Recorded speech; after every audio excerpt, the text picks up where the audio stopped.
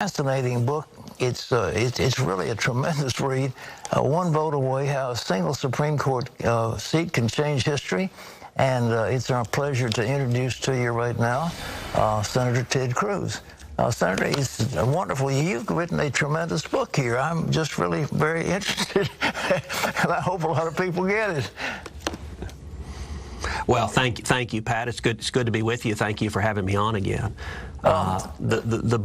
The book is designed really to bring people inside the Supreme Court.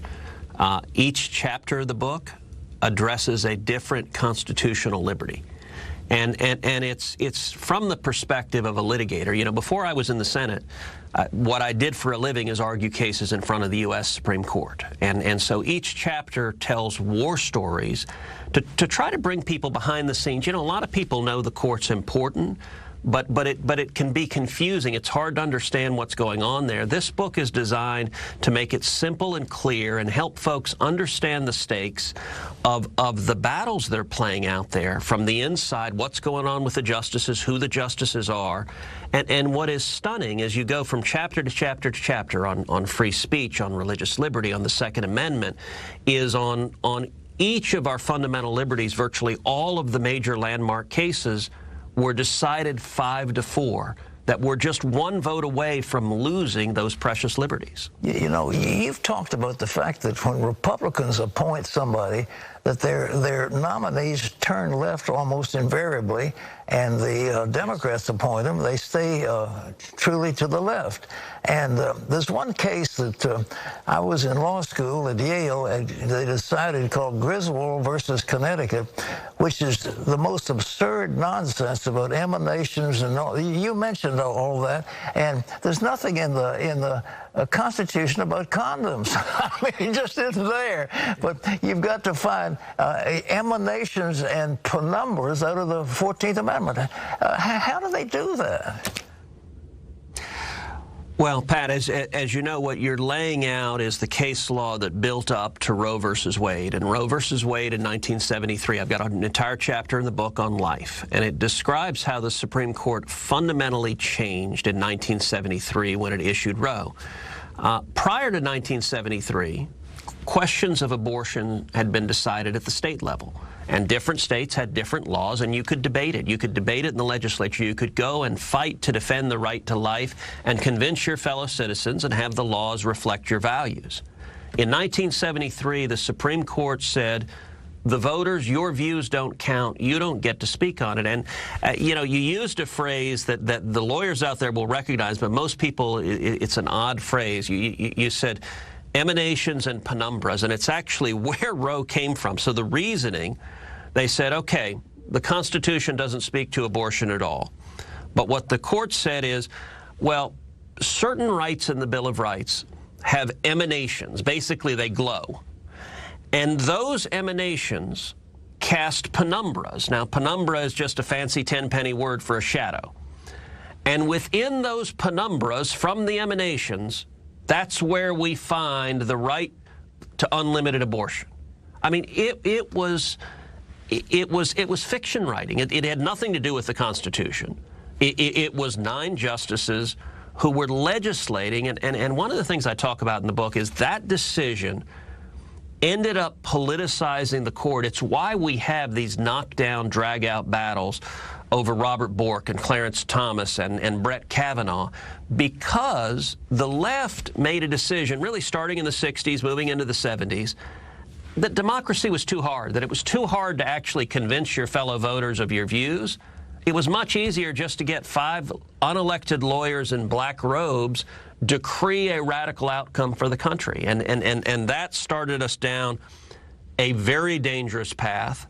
And the left, look, this election we've got in November, the stakes we've got here are fundamental rights. On the question of abortion, we're one vote away from the court striking down every restriction on abortion across the country and mandating the Democrats' policy position, which is unlimited abortion on demand up until the moment of birth, partial birth abortion with no parental consent, no parental notification, and full taxpayer funding.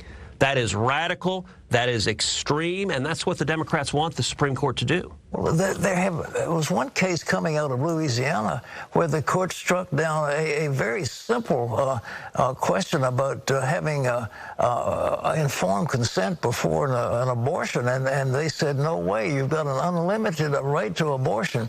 And what you say is exactly right. It was federalized. It should be state police power, and this was federalizing this thing, and it's caused chaos in our society ever since. Yeah, no, it's exactly right, and it's about power. You take another example, the chapter on religious liberty, and I've been fortunate. Many of the big landmark cases I help litigate personally, and so I tell the story from the inside. So I tell the story, for example, of the Ten Commandments monument that stands on the state capitol grounds in Texas. It's been there since 1961, and an individual plaintiff, an atheist, and actually a homeless man, saw the monument and got offended, and he filed a lawsuit. He argued you can't have the image of the Ten Commandments on state grounds. The case went all the way to the U.S. Supreme Court. Texas defended the monument. We won 5-4.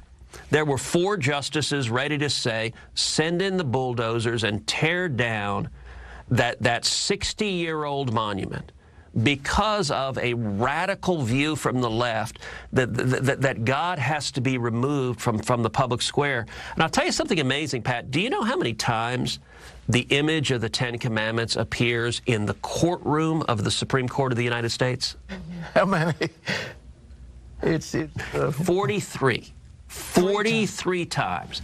The Ten Commandments appear twice, carved into the wooden doors as you walk out of the courtroom. They appear 40 times on the bronze gates along the sides of the courtroom.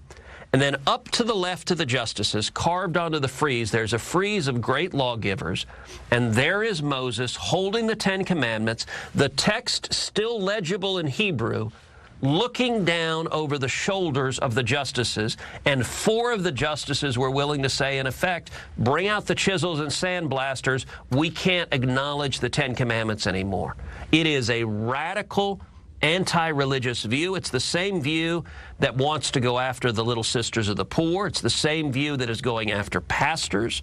And our fundamental right, our first liberty to worship God free of government getting in the way, we're 1 vote away from losing that at the court. Well, you know, that Hugo Black wrote that decision, and he picked up a letter from Thomas Jefferson, said there was a wall of separation, and he said, we will not permit its breach. And he was a member of the KKK. He was also a strong, well, he was anti-Catholic. And to see that wall of separation, that's what they keep talking about. And there's nothing in the Constitution that sets up a wall of separation between church and state that I know of. It's in the Soviet Constitution. Well, you're right, and the letter in question, Thomas Jefferson was writing to the Danbury Baptists, and the phrase separation of church and state, it doesn't appear in the Constitution or the Bill of Rights or the Declaration. It appears in this private correspondence from Thomas Jefferson, and I talk about this in the book and explain what it really means. What Jefferson was talking about was a wall to protect the church, was a wall to keep government out, was not having government be able to intrude on the internal matters of the church. And that is a one-way wall. It wasn't a wall trying to keep Christians out of public life. It wasn't a wall trying to stop the exercise of our faith, but it was instead a defensive wall saying the government can't come in and control your church. You know, several years ago, you may remember in Houston, the mayor of Houston subpoenaed 5 pastors in Houston and demanded to see their sermon notes on everything they had preached on homosexuality. And at the time, I was deeply upset about it. I called my pastor. Heidi and I are members of First Baptist Church in Houston. And our pastor's Greg Mott. And I said, Pastor Greg, have you seen what happened with the subpoenas? He said, yeah, I've seen it. And he said, I've been praying about it all morning. And I said, Pastor, I'd like to do a rally of pastors throughout the city against this intrusion into religious liberty. And I said, I'd like to do it tomorrow, Thursday, at 11 a.m. And I wanted to ask, can we do it at the church? Would you be willing to host it? And Pat, my pastor begins laughing. And he said, you know, Ted, a month ago, God laid onto my heart that we needed to be praying for our city. He said, a month ago, I invited pastors throughout the city to gather at the church. He said, Ted, tomorrow, there are 50 pastors throughout the city of Houston coming to my office tomorrow at 10 a.m. And both of us just kind of stopped and just, you know, said, wow, God is amazing when he works.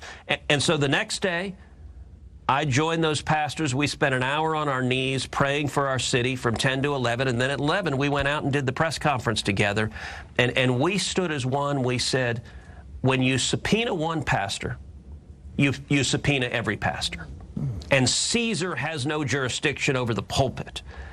And we stood up, and what happened, and it's a great encouragement for believers out there, is the sunlight and the heat and the attention became too much, and the city of Houston backed down and they withdrew the subpoenas. These fights we can win, but we've got to be willing to actually stand up and defend our constitutional rights and our religious liberty. Let me ask you one thing about this coming up. The minority leader of the Senate has said this is the most unconstitutional hearing in history. There's nothing about the confirmation of Amy Barrett that would be unconstitutional, is it? No, not remotely. And in fact, the confirmation of Judge Barrett, tomorrow the Judiciary Committee is going to vote to confirm her, and then the full Senate will confirm her on Monday. That is consistent with 2 centuries of precedent. So the situation we have now, a Supreme Court vacancy during a presidential election year, that's actually not a new thing. That has happened many times in our nation's history, 29 times to be exact. So 29 times there's been a Supreme Court vacancy during a presidential election year. Presidents have nominated someone to those vacancies all 29 times. Doesn't matter if you're a Democrat or a Republican, if you're a president, you make that nomination. What has the Senate done? Well, 19 of those times, the president and the Senate were of the same party. Of those, the Senate confirmed 17 of them. 17 out of 19. The precedent for 2 centuries is if the president and senator are of the same party, typically that nomination is confirmed. How about the other 10? The other 10, the president and the Senate were of opposite parties. In those situations, the Senate has confirmed only 2 of them. That's the precedent as well. So in 2016, when Barack Obama made a nomination, you had a Senate that was of a different party, and we exercised our constitutional role as a check and balance to prevent filling that seat. Likewise, in this instance, the American people, they elected Donald Trump promising to nominate principled constitutionalists to the courts, and they elected a Republican majority promising to confirm principled constitutionalists to the court. So on Monday, when we confirm Judge Barrett, we will be fulfilling our promises to defend the Constitution and Bill of Rights, and it's the voters that have made that decision. You know, when they were considering a vacancy, I must say that you were my candidate. I got pretty close to the president to try to see if he wouldn't put you in, because I thought you would be a voice of reason and a stabilizing force in the court. If you, is there any possibility if the president wanted to put the next judge on that you might accept, or did you, if it was offered to you? Well, Pat, I appreciate that very much. That is very kind of you. I can tell you it's not the desire of my heart. It's not where I want to serve. And it's one of the things I talk about in the book, One Vote Away, is each of the 3 vacancies that has occurred under President Trump, he and I have had very serious conversations about the court. And each time I've told him no, that I don't want to serve on the court. He just recently put out a new Supreme Court list, and he very kindly included me on the list of justices he might appoint, and I'm grateful for that confidence. I'm certainly grateful for your confidence as well. You know, I got to say, a lot of people find it strange that I don't want to serve on the court. Given my background, given how much time I've spent in front of the court, that seems odd to them, and let me explain why I don't.